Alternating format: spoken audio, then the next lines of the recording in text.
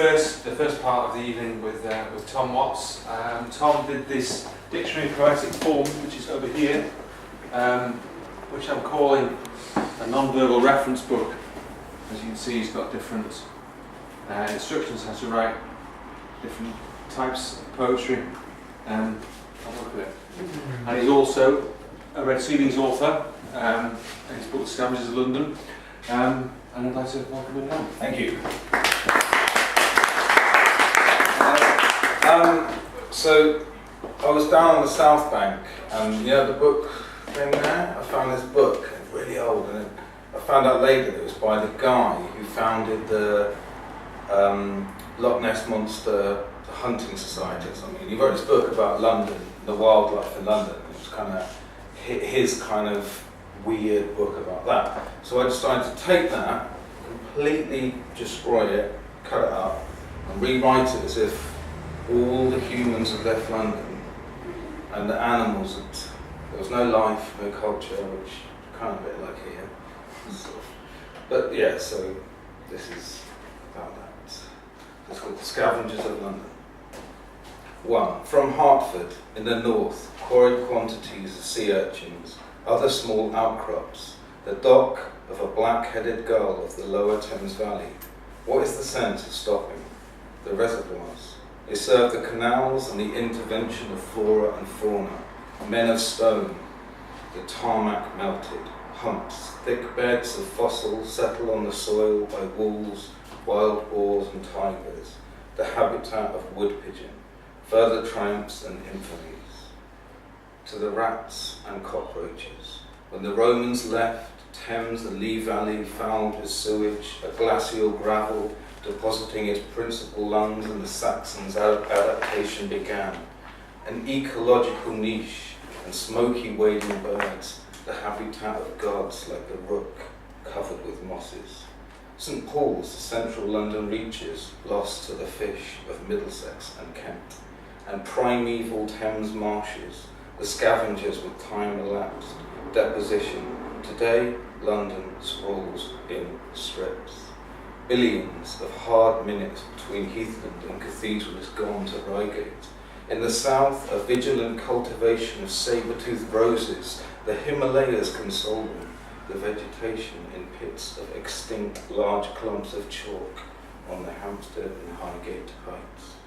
The waterworks, the great water pipe, invasion of Romans, raven and kite, gull of flies, algae, the creeping willow, the moor grass consolidated into a whale-backed, overspilled, almost continuous wild animal of London. Bracing, intractability and aching backs and railways carry the trade of greenery after adapting an indoor existence, the Woolwich and Reading beds inside St Paul's.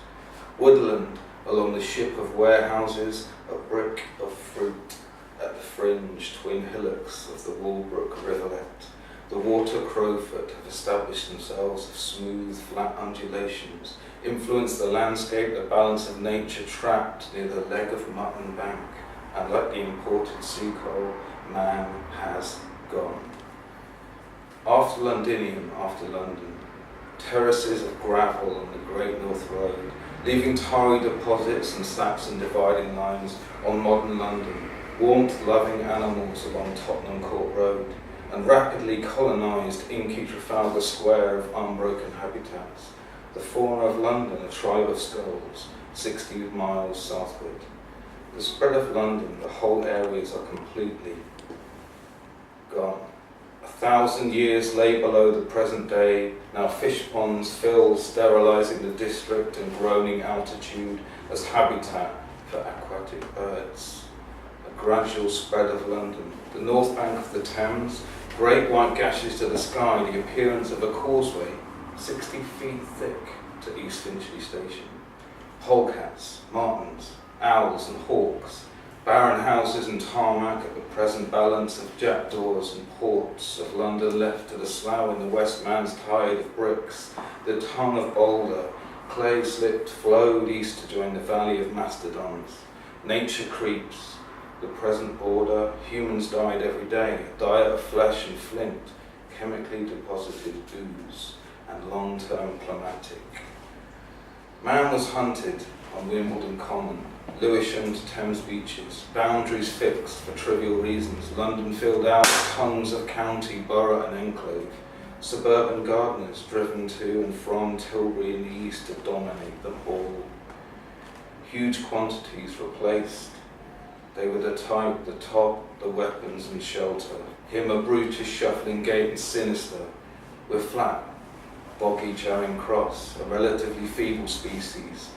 These two great beasts, ape-like features and ceremonies for burying Stoke Newington, perhaps within snow-covered stone's throw, plants of marshy habitat were found in 1857.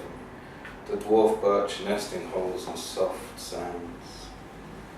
The Valley of Mastodons. In the latter place, the bones of Raven, the scavenger favoured, sounding name of Augusta, which to build domestic fowl. The two low hills, in its dense tangled undergrowth, build the last London Bridge as weeds. Dogs, cattle and sheep live in saline conditions, red and roe and deer, rich food growing hinterland, kind island marsh or lagoon, Thameside sod some distance sound downstream, common cornfield weed pennycress, set foot the elephants. I'll read the last one. The empty house filled briefly by the nauseating squeak of a blackbird's window scraping beak collapsed. Can I read a little bit from that? Yeah, go ahead. Yeah. So this is the Dictionary of Poetic Forms. So it describes different things. We've got here couplets, tercets, quatrains, haiku, sonnets, villanelle, quadrille, and so on. But I got all the text from broken internet pages. So when you go in, you get the source code and it's all messed up. So I'm going to try and read one. Oh my god. It's just a short one. 8% n% dot s umlaut 8% 3 a with a weird sign over it, some kind of w percent q r like a y with like 2 dots on it. I don't know what that is. Like an e with like a, it's like a weird, I don't know what page this was. C apostrophe pirate face. Sort of sideways man winking, I think. Zoe is a word. Exclamation mark O C B. Thank you. Images.